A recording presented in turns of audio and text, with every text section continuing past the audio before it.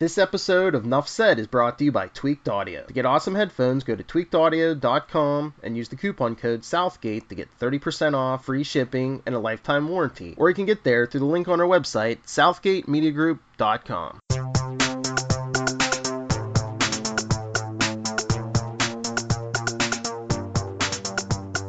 In a world of heroes and monsters, one group of special individuals stand as our shield against the dangers that lurk in the night. They are the agents of S.H.I.E.L.D. Nuff Said. Hi, heroes. Welcome back to the Nuff Said podcast, Southgate Media's own Agents of S.H.I.E.L.D. adventure time for you. Yes, anyway. So tonight's episode, well, tonight we have two episodes because Indeed. our season finale, they did both the penultimate episode, Take a Drink, and the ultimate episode in one night, back to back. A thrilling two-parter made whole into one really long movie. So that was awesome. But our first episode, The Sign, season 6, episode 12, with time running short, the team has to go to hell to stop the end of everything. Our director this week is Nina Lopez Corrado. Stan Lee, of course, Jack Kirby, who isn't mentioned here for some reason, gets their Marvel writers based on comics by credits Joss Whedon, of course, getting that created by, along with his little brother Jed and his lovely wife Marissa Tancherian. Oh, there's Jack Kirby. They put him after Marissa Tancherian. Yeah, well, you know, just how they're organizing it, I guess. Nora Zuckerman and Lila Zuckerman work together on this, and they both get that written by credits. I don't know if they're a couple or two sisters, but one or the other, the Zuckermans are writing this up. James C. Oliver and Charla Oliver are executive story editors, double timing our hardest working man in show business, George Kitson, our regular story editor. Yeah, wow, a lot of double duty on this, but poor old George, not going to hire him an assistant. Hard working man. So, yeah. So let's start with The Sign. We open up from last episode. We see that Flint is there. Flint is a character brought from the future. He is an Inhuman who is essentially a geomancer. Okay, so it seemed like okay, and I watched the recap, but maybe I missed this part. But is he the director's son somehow, or in the future or something, or? No, I don't think so. Okay. I kept getting that sense that they were related or something. Yes. It's okay. The only person that we know is related is, of course, Dee. Now, it's entirely possible he is in some way related to the director. It's hard to say. But in this case, what the real story is that he has been brought here. And what that means, we don't really know. Because, again, it is this question. Is he that person brought from the past to the future? Because obviously that is a power, or from the future to the past, that is the power that the stones have. Or is it a creation to be this person, as sort of in the way that Sarge is meant to be Coulson, you know, just recreated from the shadows of it. It's a very weird question, but I did not think of that when I first watched it. That's really interesting because to me, it wasn't really him. In much the same way that when they had the doctor's husband come back, and it wasn't really him, but it was just like, you know, something created out of the memory of him. Or maybe you're right, it was pulled from the past. Like, I mean, that's an interesting. But then if you think about that scene, he said, you know, things to him. Like, I remember hearing you. So I was like, were they real or not? I don't know, you know? Yeah. Well, so, I didn't see it that way before, but that's really interesting. And for what it's worth, that kind of question is meant to be there because, of course, also Flint was there when they originally created the monoliths in the future. So he was the one who actually recreated the time monolith the first time. So after it was destroyed, he rebuilt it and brought him to the past, which is, of course, how he could rebuild the monoliths now. around the energies that were held by the gravitonium. Interesting. Yeah, so it's very interesting, and of course we have Izel in this, Mm. because of course she is very excited that they brought the thing she needed to, which is one of these odd aspects of it, of like, like the one person who actually would allow her to fulfill her plan is the one that got created. Um, Right. which is odd since, arguably it is they're being pulled from Mac and Yo-Yo's memories. Right, but it's almost like she supplanted the idea in their head. Like, think about what's the one way to do it, and it's like they did Inception. The person their eyes will dart towards wherever they've hidden the documents, and Yeah, and it is sort of, it's the don't think of the purple elephant, and yeah, and how that's could always they? yeah. Right, because it was created from Mac and Yora's mind, and she said, didn't she ask them, is there anybody else that let it out? Yeah, exactly. Yeah, so it is interesting, and then of course she takes on, she takes over the body, which Hmm. again suggests that it is actually Flint.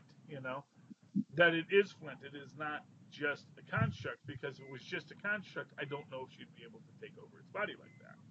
Or would he have the power to control the things that he's able to? Well, Or like I said, unless you're able to directly clone him, and if so, is that yeah. possible? But again, what are they cloning him from? So, I think that Oh. the argument that he was pulled from, and here's this sort of argument you can make about it, because even with the guy's husband, he could be brought from that time, and then because the monoliths can create matter, can just repair whatever was broken in the guy, meaning that he could be dead, but then they brought him back and restored him. Oh wow. Sort of in the way that Sarge, even though he's Coulson, has Coulson's body, actually has both hands. He doesn't have the robot hand. Hmm. Although It's spoilers, like an earlier game save. yeah, spoilers. By the end of the series, he winds up with 2 robot hands. But we'll talk about that when we get to that. So yeah, we do see that and I'm trying to remember. Yeah, after Flint creates it, of course, he just collapses because his body was pushed, to the extreme, to create these things. Not that Izel cares, she's quite awful. Right. Without a doubt, she is quite awful. And then after she's got her things, she goes out to call her army, and she creates more Shrikes, or calls more Shrikes, sends out more Shrikes. Hmm. And during that time, you get this moment of Flint and Yo-Yo and Mac reconnecting. They get out, and then Izel takes over Yo-Yo and shatters his fibia, Hmm. which that wasn't nice. That was not Wow. nice. It was appropriate for a bad guy to do. Mm-hmm. But meanwhile, back at the base, Hmm. we see all of the they have their new wristbands, and Deke pulls out like 6 more of them, and getting Grandpa to say, "Wow, you really are a wizard," be all impressed and feeling so good about himself. But that does not last the whole of the episode, No. because as we do see later, after the chronotons come in and start shooting up the place. Hmm. Actually, wait, are the chronotons this episode or next episode?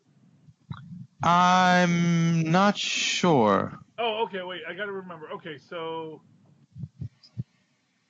I think yeah, the Cartops come at the end of this episode, maybe. yeah, because I'm trying to remember where they get when the jump drive gets worked in. Yeah, we're jumping all over here, guys. Oh no, because he just says, how did you make so many of them so fast? And he goes, I have a secret to show you, and he takes them into his secret lab that he's built in the last 2 weeks, and it's filled with his interns creating technology and working on the jump drive, and that's where they. Yeah, but I think they do that. They do that later. I don't because. Oh really? Yeah. Okay, so now I remember. So what occurs is First, because first they give the devices to Mac and Daisy, and I think what was it, Piper, and is that who goes on the first round? Is Mac, Mac Piper and Mac Piper and Daisy head down to the jungles to find and Ming and of course Melinda. Right. They all fly down. Leo and Fitz and Simmons stay back at the base. Um, with various red shirts of the of the along with Deke Deke and the red shirts. That's the name for a band. Good one. Yes. And we see them all. Yes. Okay. So they take off. They fly to South America. When they get there, they realize there's a zombie infestation. They have to fight some zombies. They also show the weapon. Oh, they go down with Sarge too. That's right, because Sarge leaves with them. They have that. They've melted down the daggers into fragmenting bullets, so that What a great idea. yeah, so that it'll shoot and then it'll just spread out throughout the body, and one of the things will hit the Shrike is the idea. Don't know if that's the best idea, but it's the idea they came up with. And then they take, of course, the magic sword as well. And they say he's always had it. Yes, well, I guess he came through with it. I guess so. I mean, or as we see Izel say later, that's not supposed to be here. Oh, interesting. Right. It is something. It's the thing that can kill them, but it's not supposed to be in this universe. But then again, neither are the monoliths apparently. So it's like there's something happened across space and time, and I think that's what we're dealing with here. Is a lot of stuff that happened across space and time. That these Izel and the monoliths get sent to the ancient past of Earth, even though they're actually caused by a recent phenomenon in the future. It's kind of like that Star Trek episode where the thing that happens in the future is moves backwards and affects the past. As we saw from Endgame, time travel is the new big thing, and so they go down there. They start fighting the Shrike zombies, and they Sarge is saying, look, they're already dead, It's sad that they had to die, but they're already dead. And they do fight their way into the temple, where they do come in contact with Izel. And she's trying to convince Sarge that, she's been her ally and that they're in love and all this yada yada. And in this whole thing, basically, Sarge does turn. Sarge does become the bad guy, and they even does he though? I mean, they dance all over it because it's not like they make you think it's one way. They sort of make the consequences of his actions make it essential that he had meant that, and then they go around and he's still a bad guy. It's weird. Did that bother you as much? Well, no. I think there maybe is an argument to be made that that somewhere in him deeply he was unconsciously made him make the wrong choice of what to do with Ming's body.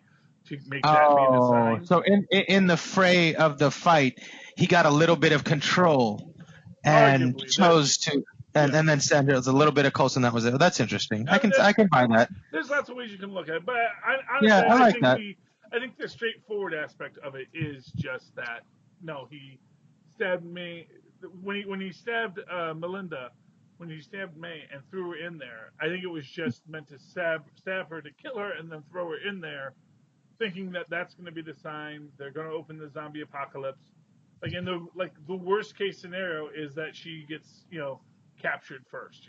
That it's like I don't think that he really saw that as being what it was going to be. Although it did wind up being that, because then Melinda, because she has the sword that can kill these things, with her winds up killing the 3 Stone Guardians. So what was interesting to me is it's also now that we talk about it, she didn't notice it either. So you can't really say like he was playing or something. It's perfectly plausible that he did not think that was an eventuality because she saw it happen and she didn't think, I've sent our biggest weapon across either. So, all right, that's fair. Yeah, because again, in the end, she starts saying, "Oh, you did this and you did this on purpose and you're betraying me," and it's, I think there's just a lot of recrimination amongst these two.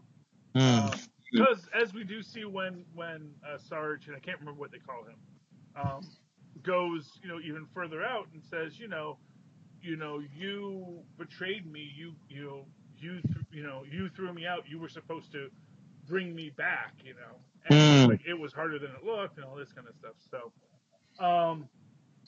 it was a difficult situation all around, but that is sort of where we find ourselves, where, and in fact, at the end of this episode, this episode is the throwing of May into the tunnel, as I recall, because that was supposed to be the big shock.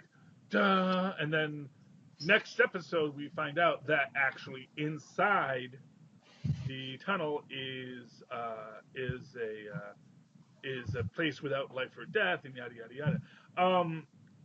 We also get in this the sort of post-credit scene of Enoch still on Kitson, loving those drinks, and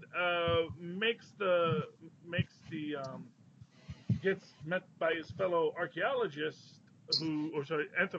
anthropologist, right? Yes, who says, unfortunately, all of our teammates, all of our fellow anthropologists have been reassigned, and said, and they've all been turned, and everyone on your list has been designated as a hunter, and then he sees last one that he himself is a hunter, and that they're out to get Enoch, and that is where we leave it. Dun dun dun. Until after a brief commercial break, Agents of S.H.I.E.L.D. Season 6, Episode 13, New Life. With time running short, the team has to go to hell to stop the end of everything. Hey, isn't that what you said last week? Director this week is Kevin Tancherion. Oh, I guess that must be Jed's brother-in-law. Stan Lee and Jack Kirby, of course, get our Marvel written by credits, or based on characters by credits. Just 1 second, Susan. Yes, they've owned Ghost Rider for a very long time. Joss Whedon and Jed Whedon, along with Marissa Tancherion, are getting our created by credits. Brent Fletcher and Jed Whedon work together to write this bad boy. James C. Oliver and Charlotte Oliver, of course, were executive story editing the crap out of it. Meanwhile, just so that the Olivers could have someone to lord it over, hardest working man in show business, George Kitson, just slaving away, editing this story all the heck in back. And that is where we're at with this. So basically the entire operation has gone pear-shaped. Melinda's been thrown into, the dark dimension, and the what were they called? The Chronotons are attacking S.H.I.E.L.D. because they want to turn Earth into Chronoton 3. Yes. Which actually kind of suggests that there was a Chronoton 1 that also got destroyed. It's like, exactly, like you guys screwed up once and then you screwed up again, but then again, like, Chronotons are created by humans, right? They're like sentient AI that got ahead of us, right? Well, I don't know. They're contemporary with us. They're alien technology. Oh, so we didn't create them? No, who knows who created them? Oh, interesting, because I always thought they were like the LMDs, because we created the LMDs, right? Well, technically the LMDs were created. I mean, yes, they were created by Leo and the other doctor. But actually, what that was with the help of the Darkhold. Oh, which gotcha. Again may tie into. This is where it kind of can get kind of loopy, because the Darkhold, of course, is tied to magical, otherworldly forces, sort of like the beings that we're seeing here. So it's entirely possible that in that final season, you're going to get everything kind of looping back around together. You're going to see that the Darkhold, and this is an interesting thing, like the second episode of Agents of S.H.I.E.L.D., which was, I believe it was called the 010, which is an Okay. unknown object, was also found in a South American, and it was like just a laser gun. But they Hmm. said, oh, it seems to have been here for like 5,000 years, but actually it was created in the 50s by Hydra after World War II, and it just got thrown back in time. And they never really explained. It just got thrown that deep because of the power of it, but actually there is this implication at the time that maybe it got through back in time, and maybe now we're going to be seeing how all of this space-time crossover stuff is How going to start. fascinating. Yeah, is going to start looping back around, It and almost makes it sound like it was inevitable, yeah, just a well, part of. exactly, and to that extent, as we see that this dark dimension is a place without life and death, is a place. It's sort of a, as they say, a timeless limbo where these beings exist. Although this is sort of like, I guess there's like a waiting area Hmm. between like the main dark dimension. Um, I guess it was just like the other side of the temple they were in, you know? mm-hmm.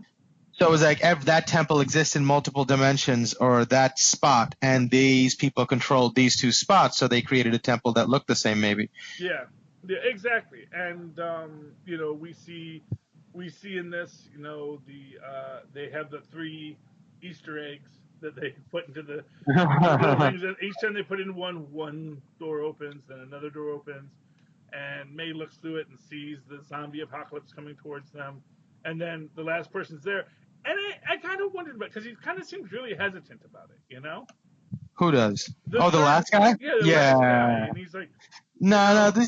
that's one of those things to me. It's just like one of those things that the show asks you to just swallow and be like, just go with it. I'm like, all right, fine. It's just for dramatic effect. I get it, but I'm gonna let you have it. Oh, well, be careful with your tooth, buddy. Uh, okay, well, just be careful with your teeth, okay? Was that a permanent tooth or was that a baby tooth? Wonderful. This is the story of my life. Good. It's okay. We'll get dental. We'll be getting dental in a couple of months. Anyway, fun times, fun times. Anyway. Okay, back to this story. Enough about the travails of Tristan. Back to this story. So yes, they're about to it's do it, and not to belabor the point, but I think it's really clever that he chose this moment to tell you while you're occupied. I think that's hilarious. well, of course, because Absolutely hilarious. children want to be the center of attention, and I love him, and he deserves to be the center of attention. He's so adorable. Right, But right. No, I meant because he thought he would get in less trouble because you wouldn't be able to pay attention to him in the moment. So you'll have a moment for your feelings to subside, and then you'll deal with it in a cooler state. yes, That's but what I anyway, was. well, what do I care if he chips his tooth? But that's just. Anyway, but so, and here's the thing. I actually think the guy is hesitating. I think he is questioning whether or not this is the destined prophesized time. You think so? Yeah, I think that's. You mean from the perspective of whether they would like maybe ruin their chances of it eventually happening at the right time, or because Exactly. he feels like what he's doing is inherently evil somehow. Well, maybe a little from column A, a little from column B. It's hard to tell. I Interesting. mean, that's the thing. For what it's worth, this person's entire existence is to wait in the temple. Right, If he makes and this choice, he's out of a job, man. well, yeah, but he also like that was the first thing. Okay, they don't have form, but they have shoes. That was weird. Okay, Well, I'll go with that. Maybe they were the already halfway crossed over side. I don't know. well, I would imagine that maybe they're shapeshifters. Maybe they take a Oh, form our minds can recognize, kind of concept. so then why do they even need us to host them? Well, because in their natural form, they do not have pain or longing or anything. They Oh, simply they're have. just a projection. They're just a hologram of a person, even though the Yeah. blood may pump, but it's not. Okay, that's interesting. Huh. That's one theory. Or maybe, and No, maybe I like that. that's what the monoliths were meant to do, is they I like that. would give form to The them. reason I brought that up, the thought to me was when you see the doors open, or when you look through the keyholes in that door, you see this mass of people, and to me, they just look like another species of people that were living in a hellish area. I mean, to judge them or judge even Izel as being evil maybe is too forward. Well, what makes you evil is when you don't care about the consequences of your action. Yeah, no, but in the animal kingdom, it's survival. No, they're like Yeah, just. but animals are evil, Mozz. That's interesting. Well, yeah, because what Huh. what makes something not evil is a projective empathy that recognizes the pain I cause. Right. So, I mean, you can say, well, animals aren't good or evil; they're just animals. But you have to look at, well, what do they cause? They cause pain. They cause this destruction, and they don't care about. And actually, that's not really true for animals, because actually animals can be highly empathetic. And in fact, some can argue animals can be even more empathetic than humans. And in that sense, good and evil is a very human concept. But once you get to be an evolved enough being that you can understand something feels pain, when you cause pain, that is what makes you evil. That's an interesting point. And so, But even if you're doing it to save your species, you don't think special rules like sort of come into play there? I mean, well, let me I guess there are more diplomatic ways to find survival in symbiosis. That's a fair point. I can see that. And it's like these it's like the chronotons, who again I think fall into that same kind of category that the what's his name from the Orville, what Isaac's people fell into, where they're not really capable of structuring a plan that exists outside of parameters that they already have set for themselves. The hunters remove objects, so that is how they approach these things. They can't conceive of an idea of just coming to Earth and living on Earth the way that the anthropologists would. The anthropologists would come to Earth and they would just be this, race of super intelligent genius robots who would happily live their lives and spread chronoton culture to Earth and beyond. But the hunters don't operate like that. That's not their programming. That's not their function. And so that's why the hunters come in and they just start wrecking up the joint. And then you have the fact that they have all of Fitz and Simmons' minds because they have a copy on hard drive. So they know all of S.H.I.E.L.D.'s secrets, which is where Deke's little lab comes into play, because it's something they could not have known about because Fitz and Simmons didn't know about it.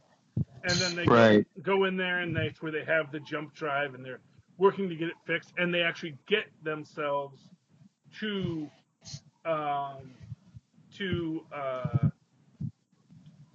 Deke decides to test it on himself, leaps to the location, and I'm trying to think, does he leap Flint out because he had the broken leg? No, he was getting upset that no one, what's his name was taking it too hard on him. Fitz was. Oh, yeah. And so he's like, you don't respect me, blah, blah, blah. All right. You don't think I want to do this. I've been alone on this planet. No one understood my plight or understood, what I was really going through, and yada, yada, yada. And then he just goes and flashes over. Yeah. But then he does find the team. With his, he's got his wearable technology, which, he hates wearable technology. But the jump backpack, which he then, ironically enough, just leaves in the middle of the jungle. Yeah, I thought that was a little interesting too. It's like perfectly giving the bad guys a way to follow him. Well, except that they're kind of zombie Shrike.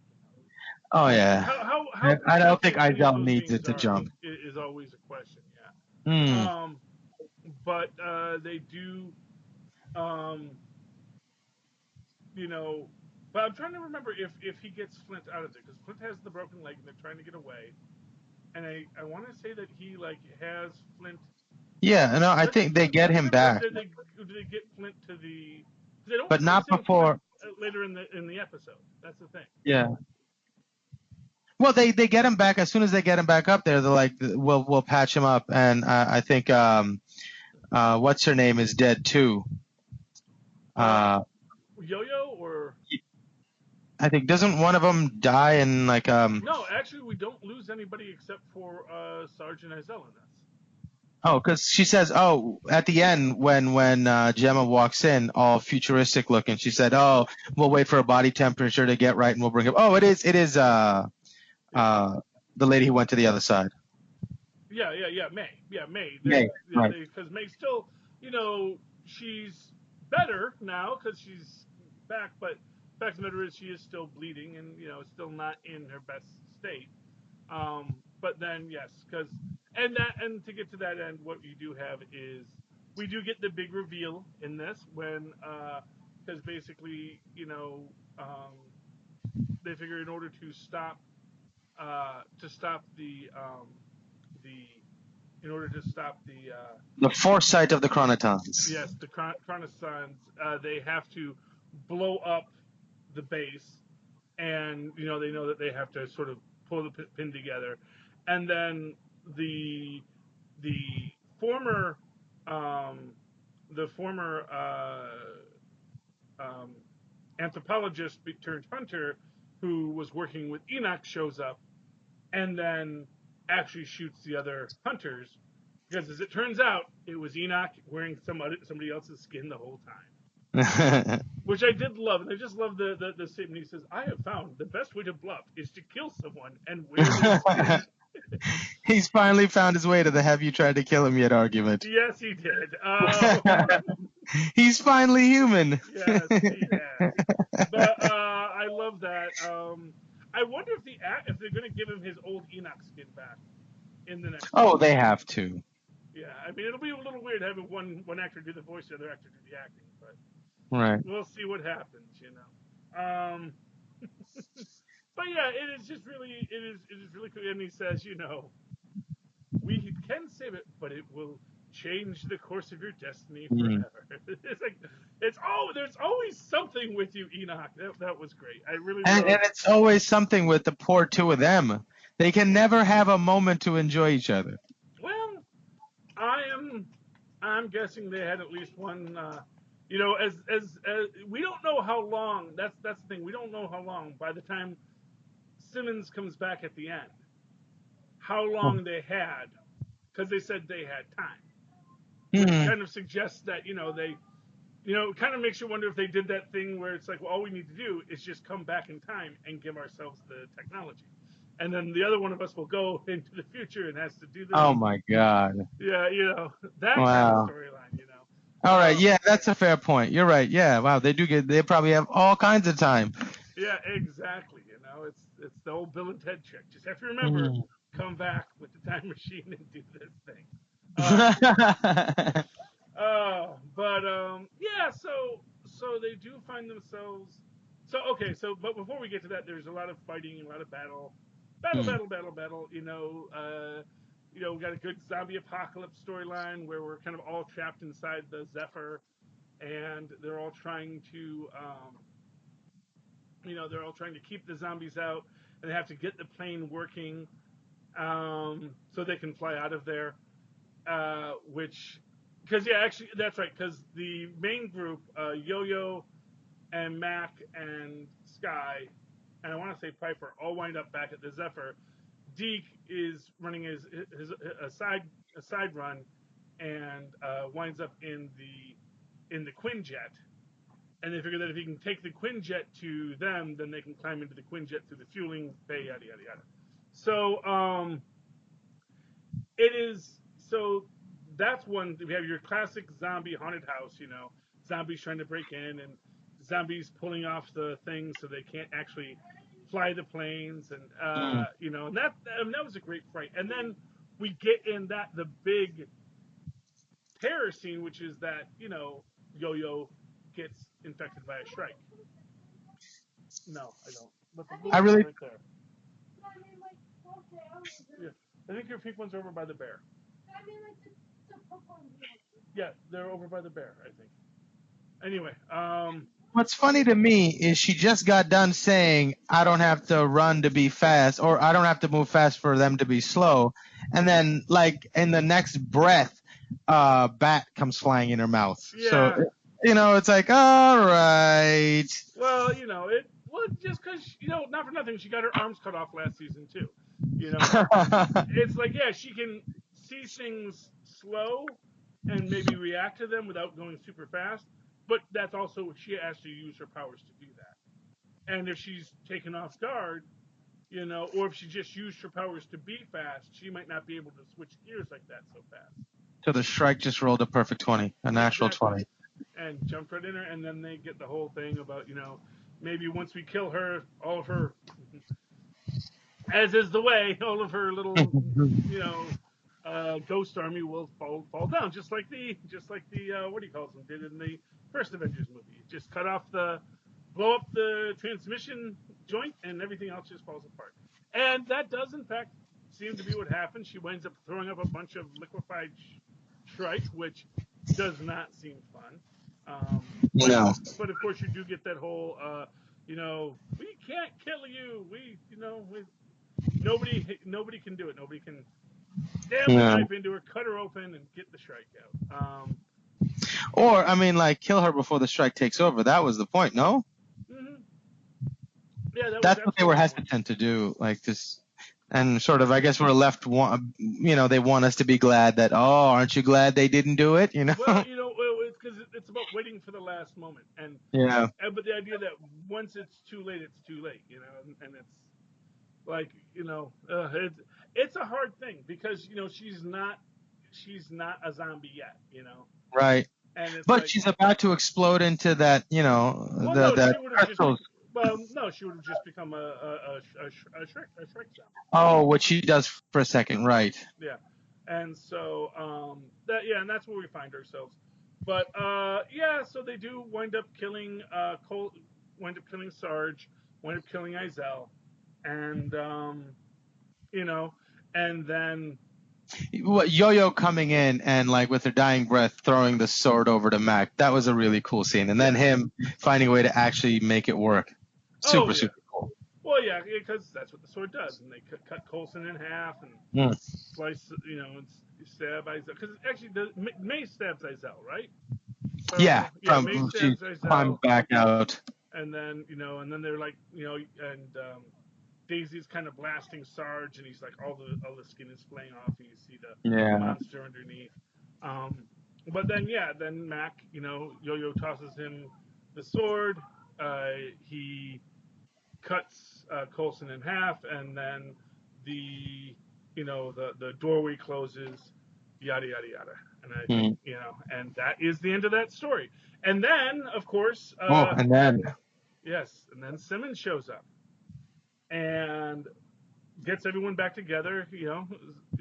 They put May in cold storage until they can fix her up, and everyone's. See, the implication there to me was that they can bring her back to life, or something like that, because they seem to be collecting still pieces of the monoliths. I don't think they're done with the monoliths. So, I thought maybe they were trying to tell us that they have these sorts of powers, and that's a sort of power that the future version of Gemma is currently playing, or the future version of S.H.I.E.L.D. is currently has at their command. Well, yeah, and of course because they have done this whole.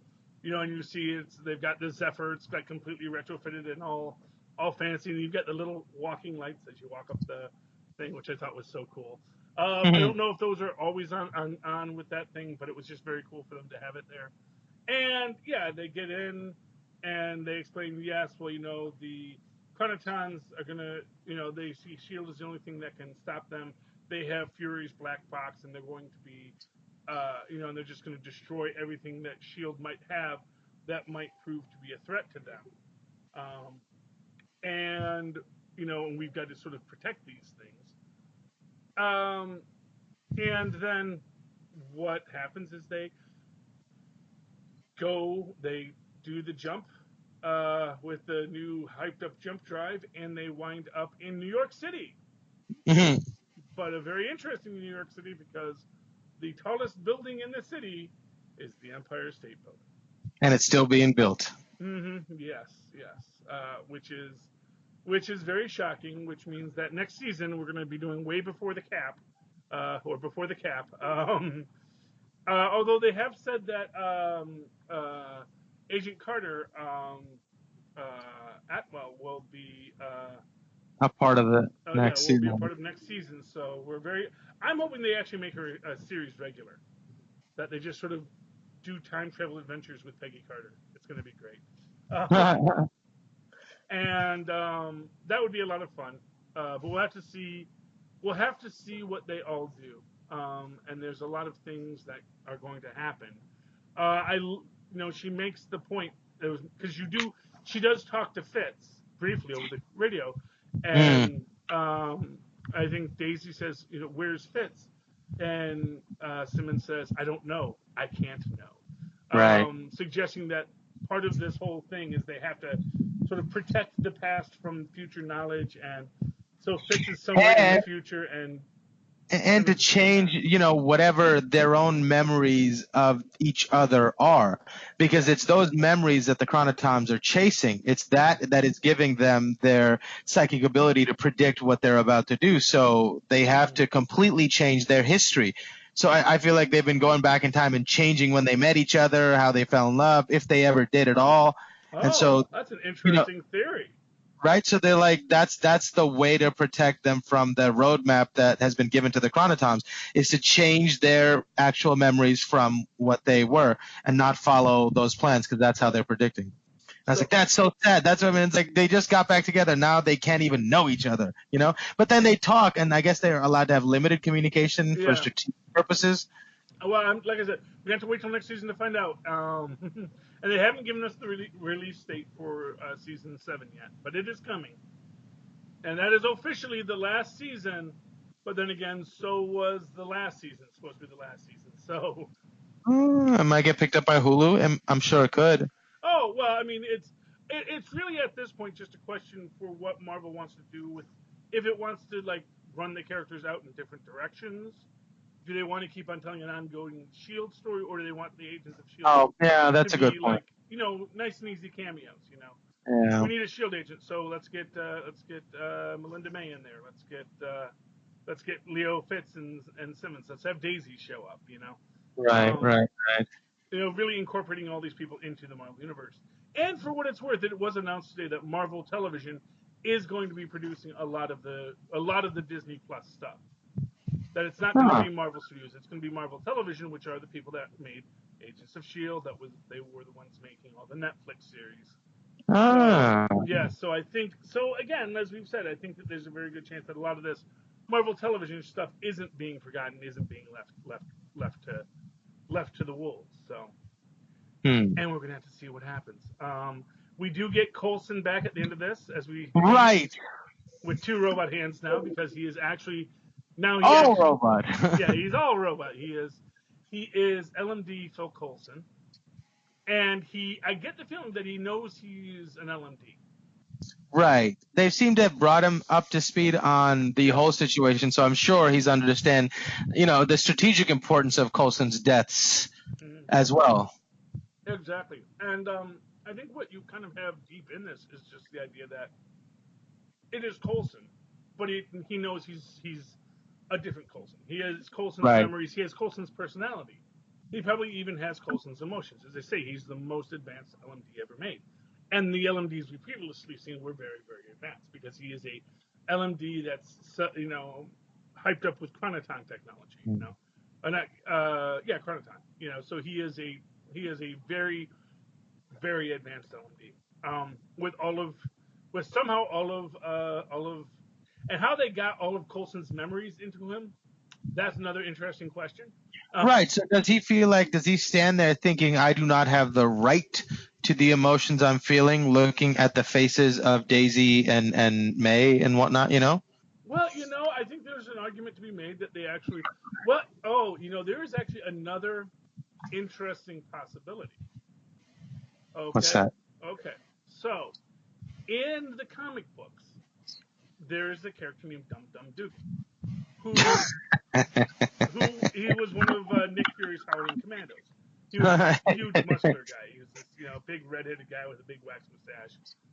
And although Fury was the one with the Infinity Formula, Dum Dum Dugan kept on hanging out with him the whole time. That's his name. They called him because he lifted dumbbells. It was the 40s, okay? But he was Dum Dum Dugan. And anyway, it gets revealed eventually that actually Dum Dum Dugan is an LMD. Okay. From back in the day? Yeah, well, from like the 60s when they first made the LMDs. And because they've had the LMDs for years. But he was a super advanced LMD, or at least that's what they thought. And what it actually wound up being was he wasn't a super advanced LMD. What he was that Dum Dum Dugan's body was sort of put into a suspended animation chamber. And then they linked his mind to the LMD so that the LMD could function as Dum Dum Dugan and that they wouldn't lose all of his knowledge and skills. But they didn't want to tell him that, well, your body's out there. They just told him, well, you're an LMD. Right. But they didn't tell him anything. He just found out later that he was an LMD. And by that time, Nick Fury had disappeared again. So he couldn't tell him, well, actually, you aren't really an LMD. There's just a super quantum computer connection between your actual mind and this LMD body. And so I wonder if they're going to do that with Coulson, that actually they're going to find out that, no, Coulson didn't die. They picked up Coulson before before his final countdown, put him into one of those cryo chambers, and then hooked him up with an LMD body.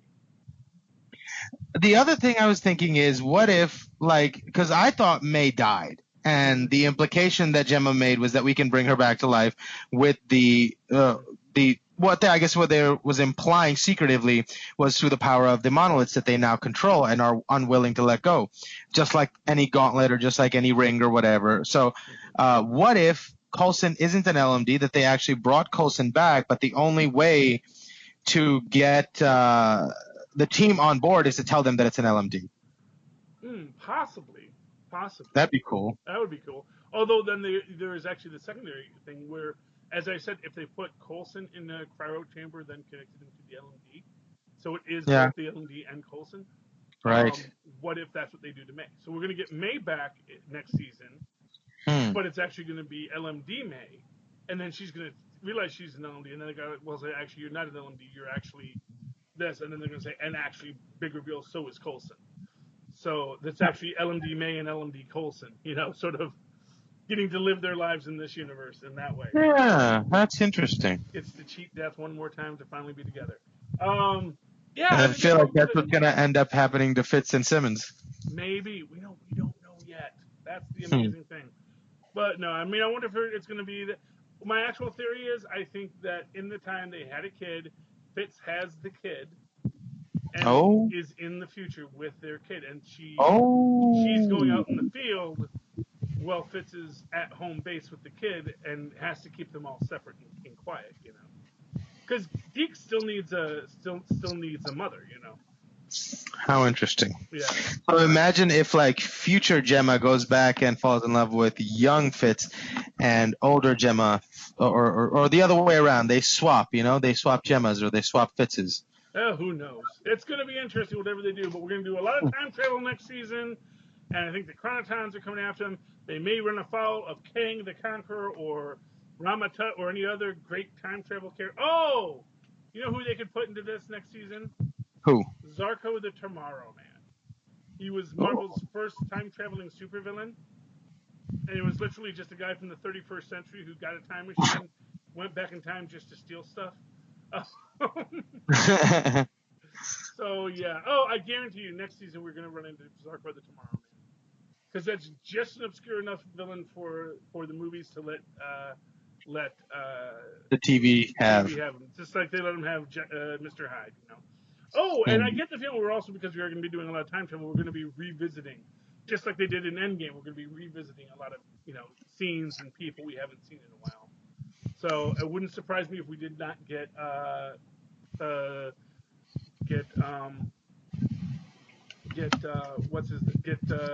Mr. Hyde back again, Daisy's dad, or maybe Daisy gets to meet her mom before she gets, disemboweled by Whitehall, and they can be have a nice relationship for a few minutes, Yeah, it's interesting when you think about it from that perspective. I mean, does she even save it? Like, if there's multiple worlds, there's obviously a one where she does survive.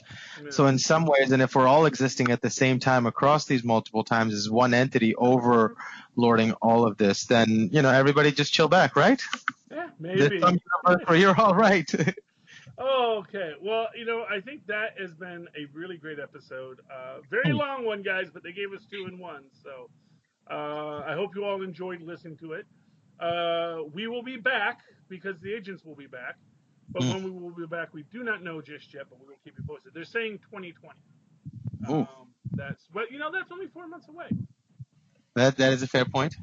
So we'll see what happens. In the meantime, Mozz, if people would like to talk to you about Agents of Shield, about Jessica Jones, about anything else that's out there, how can they find you?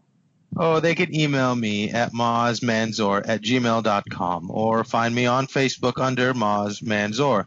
It's MOZZMANZOOR. And of course, you can always write to me in that old-fashioned email way that we are Mozz and Paz once did at superconnectivityblog@gmail.com.